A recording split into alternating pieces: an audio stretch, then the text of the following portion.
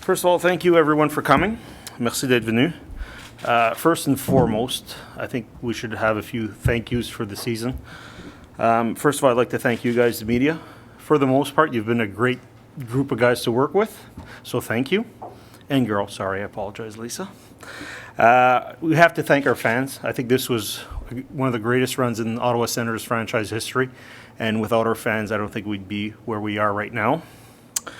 More importantly, I think the most important group in all this is we have to thank the players. I think if not for them, how much they cared, how much they sacrificed, we would not be where we got to today in the Eastern Conference Final, winning 2 rounds, having home ice advantage for 2 series, which hadn't been done in a while.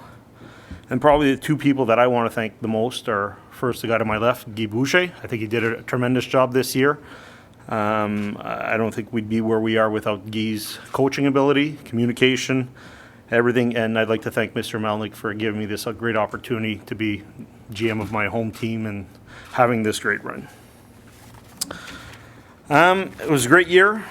I think we went through a lot. I think the organization took a huge step forward. I think, and we all think in our manager group, that big step is a step for this direction to have success in the future. We think, both Guy and I, that we were supposed to have player meetings from 12:15 to 4:45 on Saturday. We ended up being here till 7. So it was great to get the insight from our players, how they felt. I think every one of those meetings was productive. A few were a bit tough, but for the most part, they were really good. And before we go to questions, I'll just run off injuries because I said I'd talk to you about that after each round. Obviously, be patient here because there's a lot.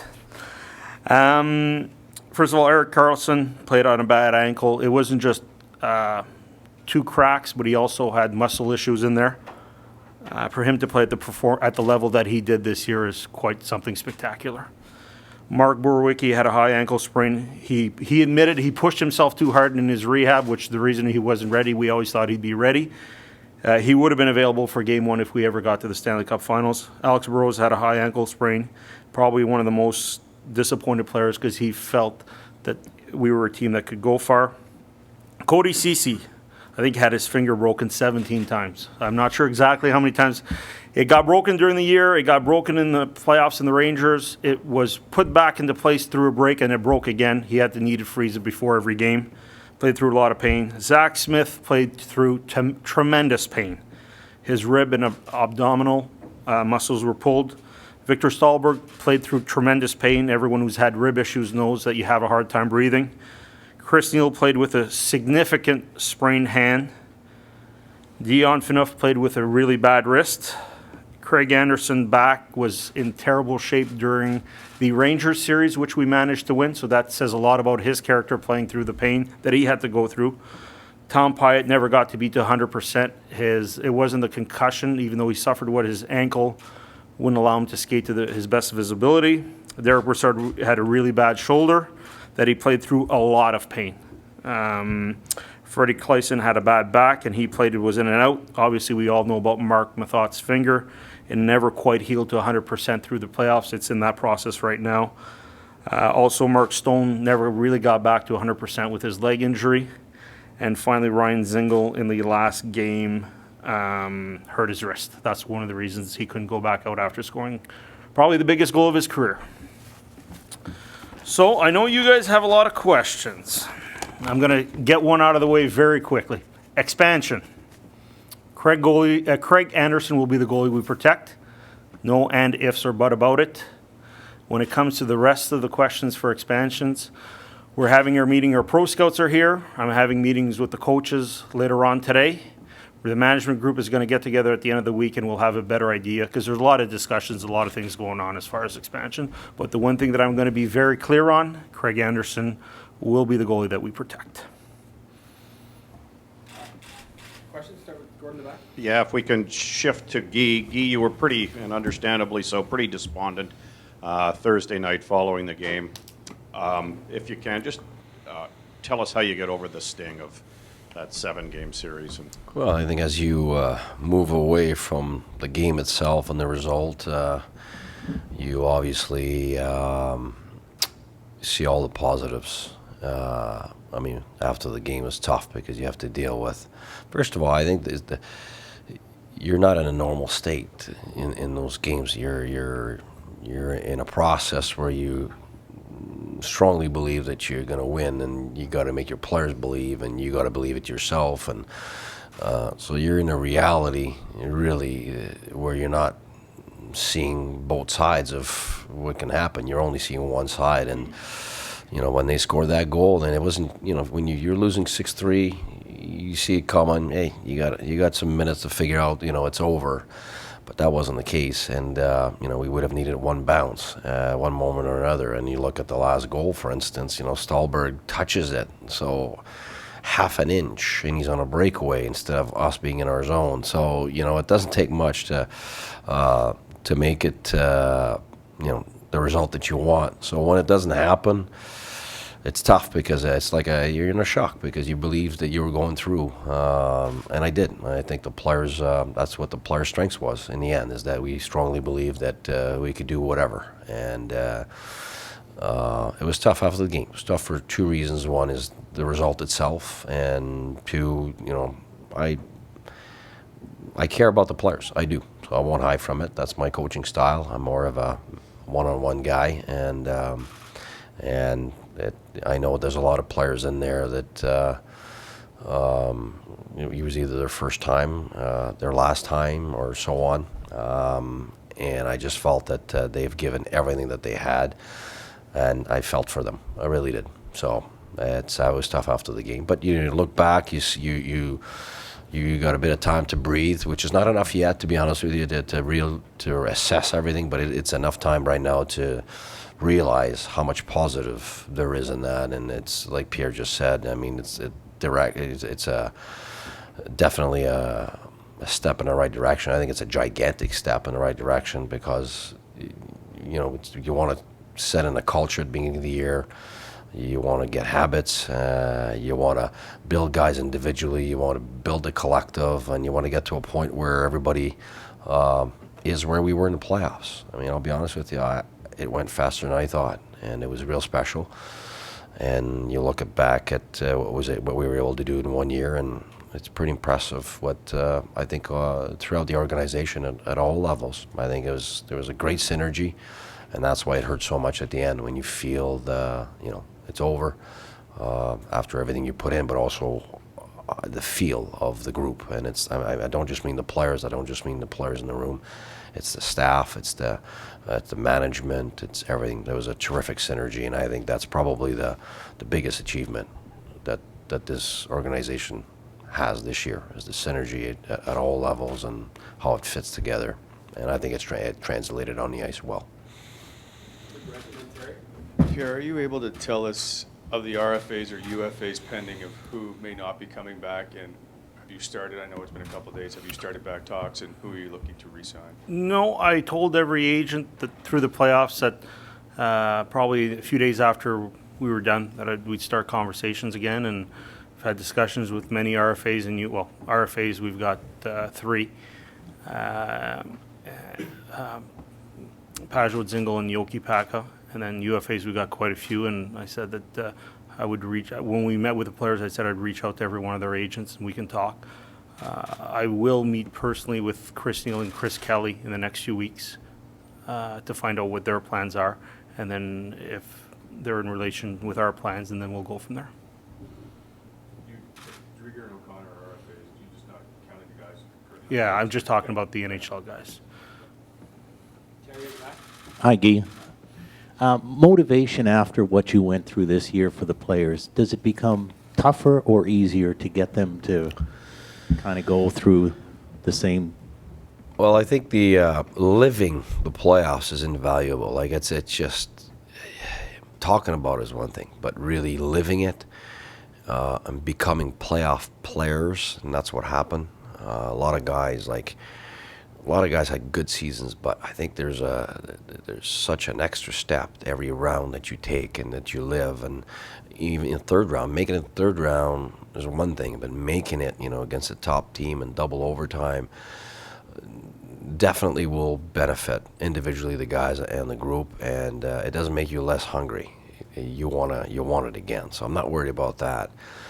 I think the challenge, though, and I've lived it, is the year when you come back. Sometimes you forget where you started, and just like it is from game to game, you got to build it all back from scratch. That's exactly how it's going to be next year. And the reality of the NHL now is that making the playoffs is extremely difficult from one year to another, as we saw this year from teams in our division. Well, none of those teams are the same this year, and teams are going to get better. We need to be improving, and I think the players realize what they've done, but to come back and we got to do it all over again, and the mindset can't be that we are at the beginning of the year where we were at the end of the year, because you never are there. You got to start it back at zero. The thing is, though, because your culture's already grown and the players have grown, you got to bank on the fact that it doesn't take you as much time to get your habits back and get your identity back. And that's what I think is positive. And once you're going to get to difficult times, the players will know that they can get through it. They've done it. Not a few games, not just during the season, but they went through it against the best teams. And now I think it's confidence. It gives us confidence, and it makes us hungrier. But the reality is the guys are going to have to work extremely hard in the summer, and that was a message to them the other day. And Pierre was there when I talked. We got to reload, recharge, and just like we've done when we lost big games, and get back on the saddle and get going. So there's a lot of positives, but there's also recognition how difficult it's going to be again next year. If I can I just ask a follow-up to Pierre, kind of on the same lines? But do you need anything more on this team to get there? Well, would have liked one more goal. Do we need anything more? I think we're headed in the right direction. We can always improve. Really like our goaltending. If we can't sign Condon, maybe Hammond's back as the backup. We need to make those discussions on defense, feel really comfortable where we are. We've got probably one of the best defensemen outside the NHL who's going to look for a spot next year in Thomas Chabot. I was really impressed by how Ben Harper played up front. I know we got a bit older, but I like the direction we took. I like that everyone knew their roles. We're happy about the addition. We're going to try and sign some guys that could possibly be UFAs. Obviously, it would be great to add a player of the caliber of Sidney Crosby, but that's impossible to do. So we can always get better. I don't think we're looking for anything specific. I think we got some good additions. I like the way Colin White played when he came, but I know there's some guys in Binghamton and the Nick Pauls, Max McCormick, if he comes back, that would have a chance to be on this team next year. So, we'll look when the free agency, I know our pro scouts I've been here for the last few days, we'll look through that, and we always look through trades. If we can always improve this team, we will. One person that's happy when we talk about trades is Bruce, so that's probably something we'll have to explore. Ian, to your left, guys. Two questions for you, Pierre. Yes. First of all, if you could compare or contrast the exit meetings you had with players this year as opposed to last year, what would you say the big difference was? Well, a lot of they were different. Last year was Randy and myself, and this year was Guy and myself, and I felt Guy and I have a pretty good relationship, but I felt that the players need to know that we're pretty much on the same page. I think I've let Guy coach the whole year his way. Let him have. It's important. You hire someone to coach, you let him coach. I think he came to me with a shopping list, and I think it pretty much got everything he wanted. And I think that's one of the reasons success is we worked well together. I understood his system and what to go about it. But the biggest difference last year, a lot of guys said, we could be good in a few years. And in some ways that frustrated me a bit. And this year, guys said, we're one goal. Let's not do too many changes here. They felt, a few players, and I'm not going to name this year, felt that this is the greatest group of guys. A few players that were here in the past said it was the biggest culture change that we've ever had, and I think that was part of the success. But they took it upon themselves to change. So you got to give them credit. To me, You know, I think Guy's an outstanding coach. And I'm an okay GM. But the players are the ones that really make the difference. And if you don't give them credit, you know, they deserve it. They're the ones that, you know, played through all these injuries that I talked to you about. I know one player, I'm not going to name his name, but he was crying in agony and pain in between periods, but he wanted to go back out there. So that tells you how much they care. So there was not a big difference. You know, I can speak for myself, and we talked for about 10, 15 minutes after we left, and we talked a few minutes between. But it was interesting to get their perspective, how, you know, there was a buy-in for most guys. You know, guys found it difficult at first with the system change, but it was a system that really helped us propel and have success. So they were good meetings. I was happy. I left here, I was happy. I went to see my son play hockey in a tournament. They won, so it was a good day. And second question for you. I know you don't want to get into too many specifics. No, with go the, ahead. with the expansion I know where you're draft, going, Ian. But would you say, just generally speaking, that any opinions of players changed on your behalf? Maybe somebody you were thinking about exposing, now you're going to rethink and think, you know what, I'm going to protect, just based on the way the 7 or 8 weeks played out in the playoffs? Without a doubt. I think you have to look at the whole picture, the whole year, the entirety of it, to make your decisions. I think you have to look at also what happened in the past, but also what players can bring in the future. And that's why we're going to have, I got a busy week here this week, and I want to get everything done as quickly as possible. You know, I didn't want to talk to George McPhee during the playoffs. I reached out to him after we got eliminated, said I just wanted to talk to him if there was a trade scenario that could maybe happen. I'm not going to tell him who we're going to expose or not. I just told you about one player, and that I'm clear. I want to be clear on that one. But there's many series to be had, and I think once we get all together, today it's the coaches, tomorrow it's the pro scouts. Later on in the week it'll be a management group, and then at the end of the day, I know it falls upon my shoulders to make the best decisions for the organization, and whether the decisions we make, they'll be very explained clearly before and after the expansion draft, and we'll just go about it. We're going to lose a player. That's part of the deal. Las Vegas paid a lot of money to get in this league, and that's part of the deal.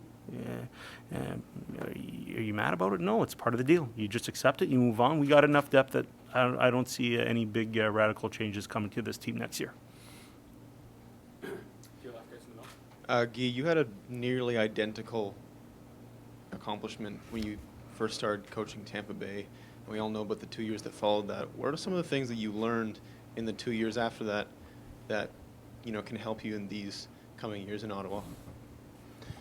You know what? It's very hard to compare unless we lose 7 guys that we don't re-sign for next year, and our goalie all of a sudden, you know, is at the end because our goalie back then was 42 the second year, and then we traded away 3 guys or 4 guys, I don't remember. I mean, that's 11 different guys from the previous year. I don't think that's going to happen this year, so it's very hard to compare. First of all, I'm not next year already, and so, I mean, totally different circumstances. So it's to say that I've learned something from my last. I mean, I remember things, and there's specific things, but they're specific to back in 2011. So they're, to me, they don't really apply to this year. I think it's the opposite. I think we've got like just Pierre just said. So it wasn't even me saying it; it was him. Like, we're looking at keeping our core. You know, we've got our goaltender back, number 1 goalie. Like, it's totally different circumstances, which I'm happy about. I mean, it was tough. It was tough. Hit perfect storm in Tampa my second year. And, you know, I've learned some things from it, but I also learned there's a lot of things that couldn't do anything about it. They're just circumstances of the time, and so I don't want to reproduce those circumstances because they were tough. It's the opposite. I'm looking forward to keeping the same core of guys as much as we can, and that's, I mean, Pierre's going to decide on player personnel, and I've told faith in him that we're going to continue the plan that we've had. So that's why it's very difficult for me to go back and tell you what I've learned from that experience. It's very specific to then, and now we're There you go. Is that too much pressure? Not at all. Oh, okay. Ma question est pour Pierre. Mike Condon nous a dit qu'il désirait rester ici dans l'organisation des sénateurs. À quel point il y a des chances de le revoir ici l'an prochain? Je vais parler pour Mike Condon, je vais parler à son agent cette semaine. Puis on espère pouvoir signer un contrat avec lui. Mais si ça ne vient pas à ça, c'est son choix. S'il n'aime pas notre offre, puis je vais dire non. You want me to repeat that in English, Bruce? Or? He asked about Mike Condon wanted to stay here, and I said, I'm going to talk to his agent at some point in time this week for sure. And it's up to him. If he doesn't like our offer, he can just say no. We'd like to bring him back. He wants to come back. But I've been around a long time, and when talks are going nowhere, and they haven't been very good so far. J'ai deux questions. Puis, Pierre, tout d'abord, est-ce qu'avec les succès que vous avez eus, on peut avancer que tu vas peut-être avoir un plus gros budget avec lequel tu vas pouvoir manœuvrer la saison prochaine? J'avais un budget cette année, puis ça n'a aucun impact sur le succès de l'équipe. L'année prochaine, j'ai jamais parlé de budget, ils m'ont pas en parlé. C'est à moi de trouver les manières pour avoir du succès. Est-ce que tu pourrais te rapprocher donc du plafond? Je pense toujours qu'on dépense notre argent de la bonne manière. J'ai appris, beaucoup de choses que j'ai appris étant un assistant gérant, un directeur du personnel des joueurs, c'est que j'ai vu bien des choses que je me dis que quand je serais gérant, je ne ferais pas. Puis beaucoup de ces choses-là, c'est dépenser de l'argent nécessairement. Puis pour Guy, après l'an 1, ce sera quoi les défis pour toi pour l'an 2? Est-ce que ton message doit être aussi incisif maintenant que ton noyau a adhéré à ton système ou tu vas avoir une approche différente? Ben, tu sais, quand on dit mon système, c'est parce que les systèmes, ça change continuellement. Là, c'est pas... ça m'a toujours fait un petit peu rire, ça, mon système. C'est parce que c'est l'ensemble des parties de mon système. Je veux dire, il y a tellement de choses qui rentrent en ligne de compte. C'est pas une affaire, tu sais. Puis d'un match à l'autre, les choses, on va changer un forecheck, on va changer de manière qu'on va être dans notre zone. Est-ce que le cœur de ce qu'on fait va changer? Non, parce que c'est tout basé sur le fait que les joueurs, il faut qu'ils soient fiables des deux sens de la patinoire. Alors, sur ce côté-là, qu'on change quelque chose ou l'autre, le but a toujours été d'avoir la meilleure équipe possible dans les deux sens de la patinoire. Alors, est-ce qu'on veut continuer à améliorer la défensive? Oui. Est-ce qu'on veut continuer à améliorer l'offensive? Oui. Est-ce qu'on veut progresser sur les unités spéciales? Oui, on a fait un peu de progrès, mais on veut en faire encore plus.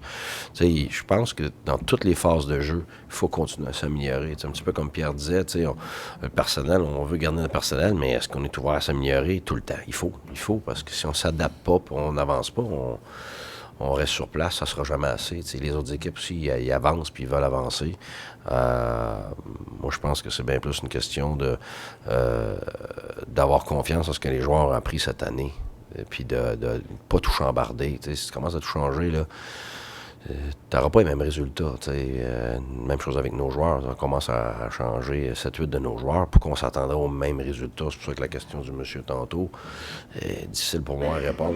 Quand tu as 11 nouveaux joueurs dans une équipe, tu peux pas t'attendre nécessairement à avoir le même résultat. Là, tu recommences un nouveau processus. Puis là, tu sais pas où ça va, ton nouveau processus. Dans notre cas, ça ne sera pas un nouveau processus. Ça va être une prolongation de ce qu'on a entamé cette année.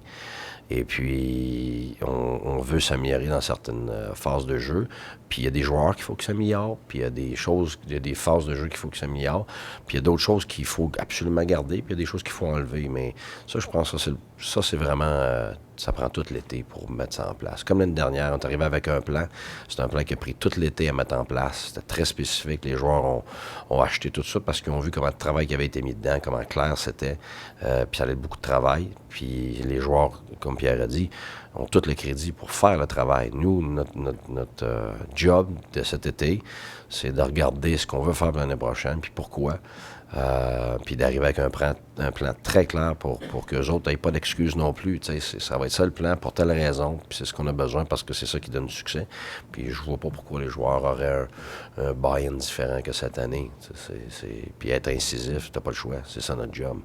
Ma job, c'est pas que mes joueurs ils m'aiment, c'est pas que mes joueurs. C'est qu'est-ce que tout le temps va faire. Tu vas avoir un tiers qui t'aime, un tiers qui t'aime pas, un tiers dans le milieu, quand leurs games vont bien, va aller d'un bord, quand leur game va pas bien, va aller de l'autre bord. Ça change pas. Fait que notre but, c'est vraiment d'arriver avec un plan très clair pour continuer à avancer. Can you make side deals with Vegas not to take somebody? Yep.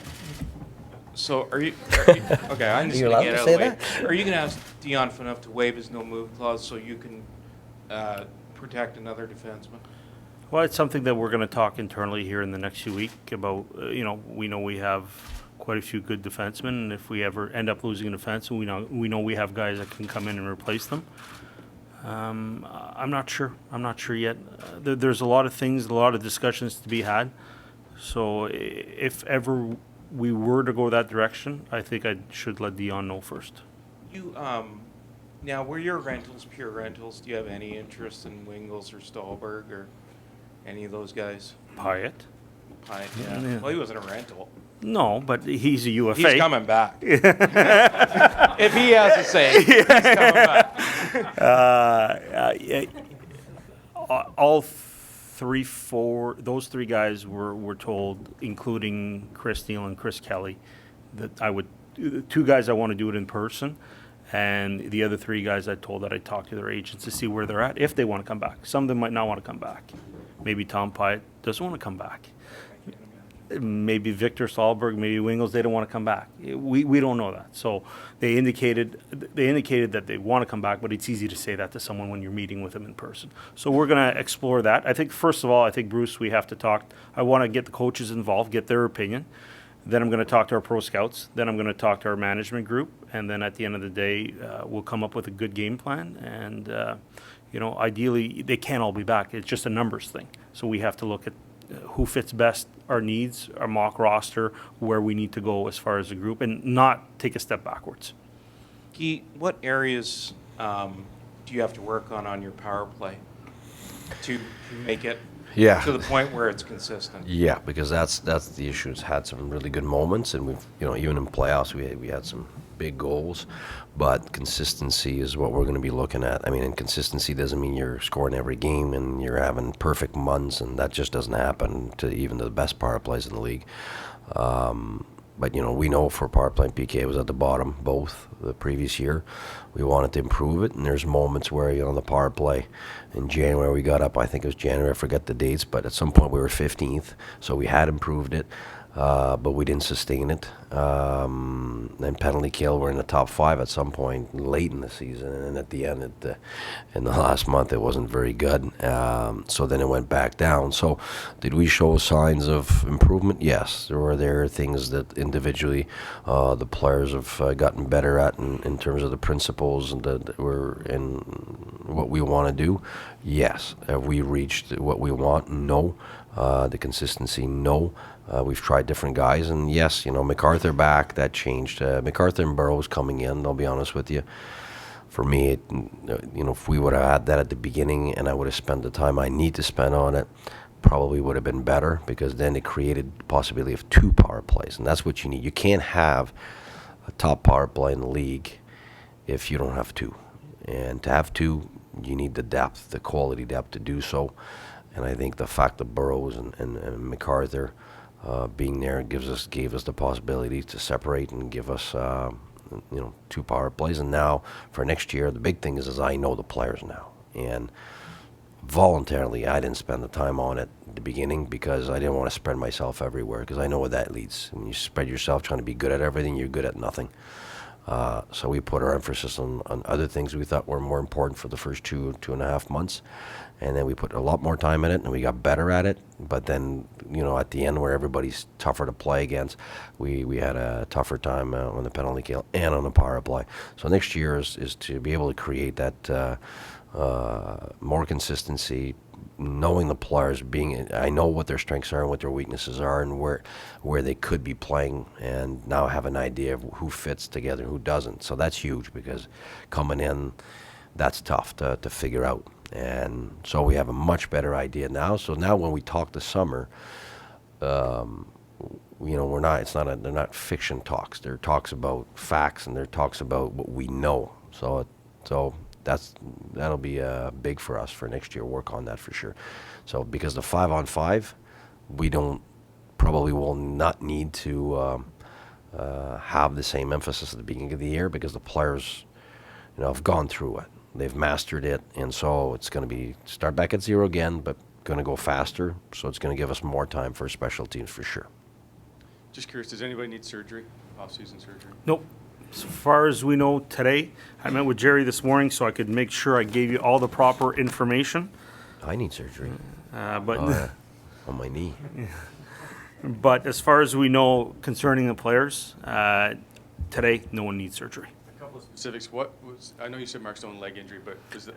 It's a contusion, leg contusion. He obviously wasn't skating to the best availability when he came back. It just took time. Nothing serious. He'll be 100% in a month's time. The other one's Clark MacArthur. He seemed like there may be some doubt that he may not return. Yeah. Do you have any more information on that? No, through the playoffs, not that I talk a lot with the players, that's Guy's job.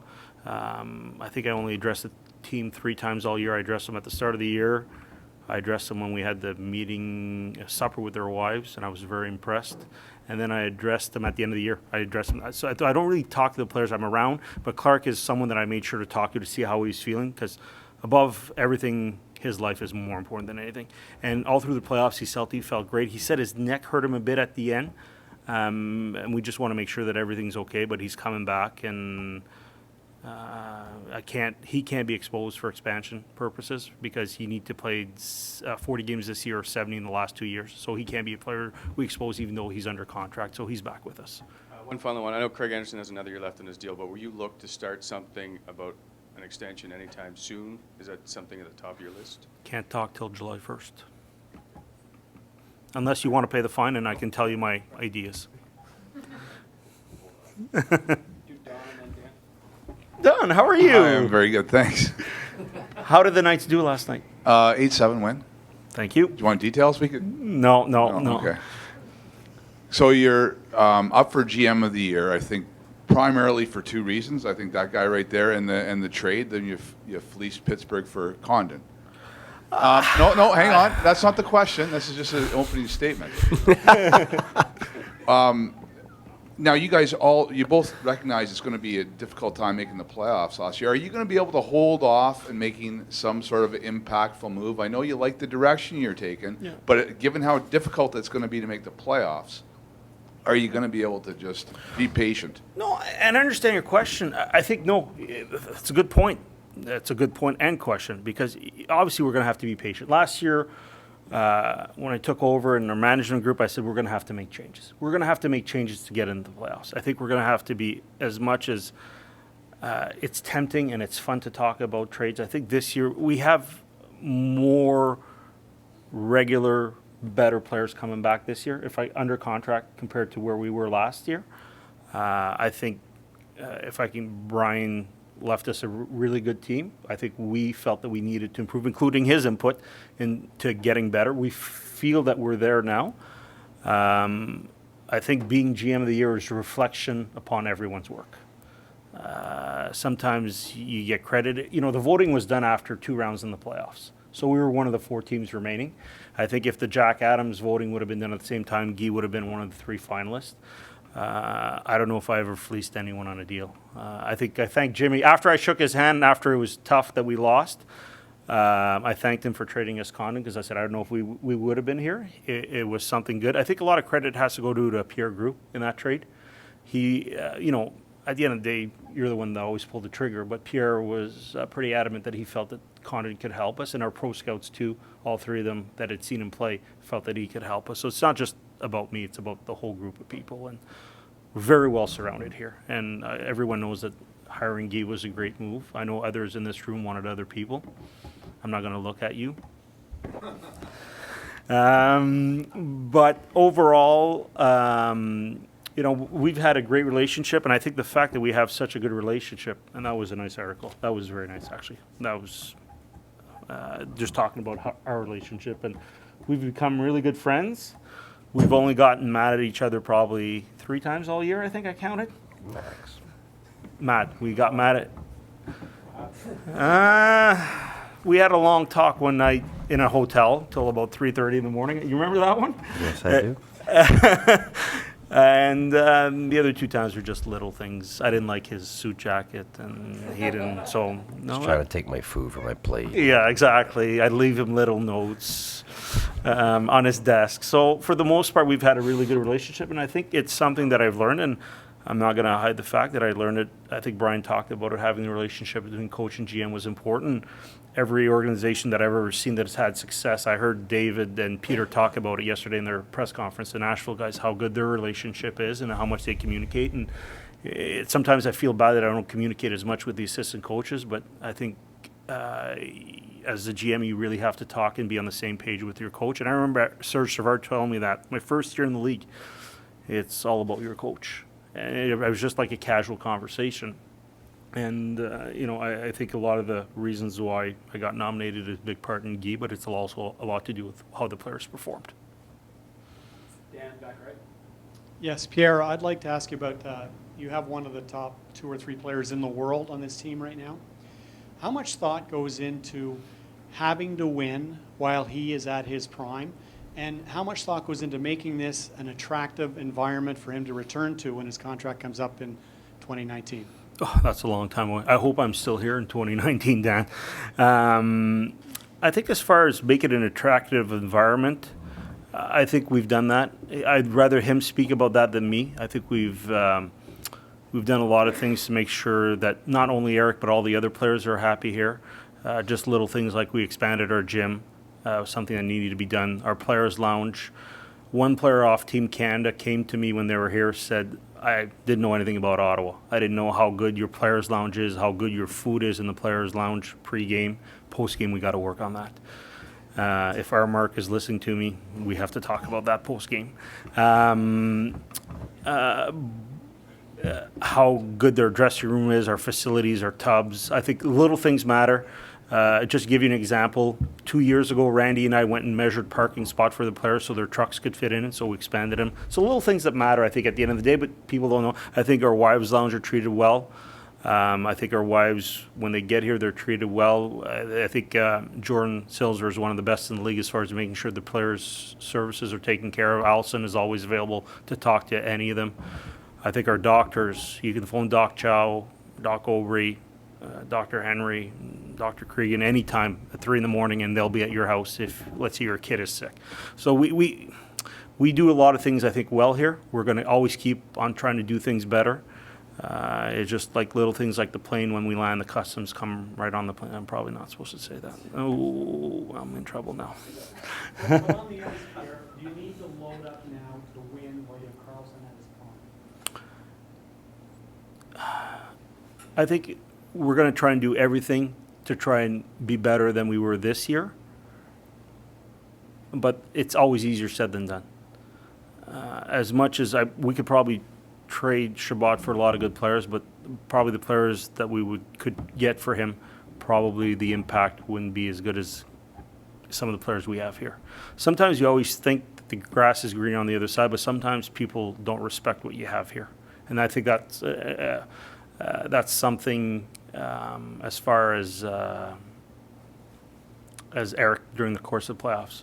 I said it after, I don't know which round we won, but people don't realize how good Eric is. I said it before the playoffs started. Eric, to me, and I've been praising Eric for I don't know how many years, how I thought he's the best defenseman in the game, if not one of the best players in the game. And now he's finally getting the credit he deserves.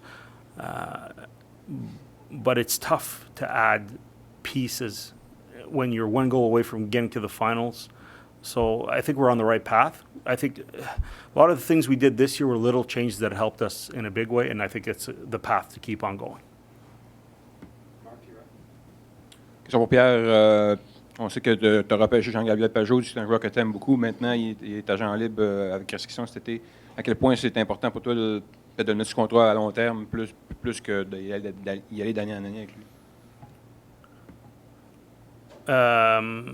Je ne veux pas trop parler de contrat ouvertement, mais on aimerait savoir Jean-Gabriel Pajot le plus longtemps ici possible. Ça serait une belle expérience si Jean-Gabriel pourrait être un sénateur à la vie. Mais des fois, c'est le choix du joueur, la direction de l'agent. Mais on aimerait ça l'avoir ici aussi longtemps. Je sais que mon coach, il l'aime beaucoup. Je sais que moi, j'ai toujours une affinité pour lui. J'espère qu'on va pas aller en arbitrage avec. C'est pas quelque chose qu'on aimerait faire, mais des fois, c'est des choses qui arrivent. À ce sujet-là, à quel point il est devenu un joueur important pour vous, pas rien d'insérer, mais toute la saison? Ben, écoute, c'est sûr que depuis le début, moi je l'aime, c'est clair. Là. Je pense qu'il n'y a pas personne dans la chambre qui ne l'aime pas non plus. Là. Je pense que ça, c'est. Mais comme Pierre dit, à un moment donné, ça devient des négociations de. Ça, c'est pas moi. On s'en parle tout le temps. Je veux pas le savoir. Je veux pas savoir combien. Je veux pas savoir combien. Il fait juste me dire, je l'ai pour combien d'années. Puis, that's it.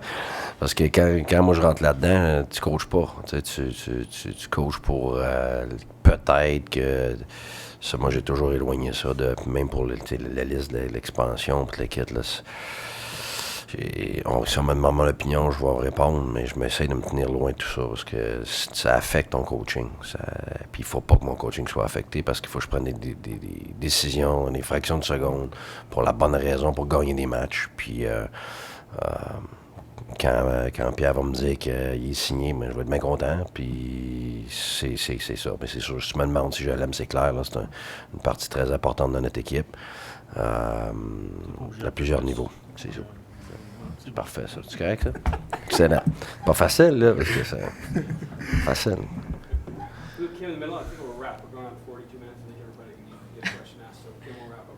Pierre, je sais que tu en as parlé en anglais, mais comment tu te prépares pour le repêchage d'expansion puis pour le reste de l'été? C'est quoi tes critères quand tu vas prendre la décision par rapport aux joueurs à protéger ou pas? Je pense que les critères pour le repêchage d'expansion, c'est qu'est-ce qui peut nous aider le plus pour l'année prochaine. Et à court terme, à terme moyen et à long terme. Je pense que c'est les choses qu'on va regarder. On va tous se mettre ensemble. Les visiteurs professionnels, les entraîneurs, notre groupe exécutif. Puis après ça, on va prendre les meilleures décisions pour l'équipe et l'organisation.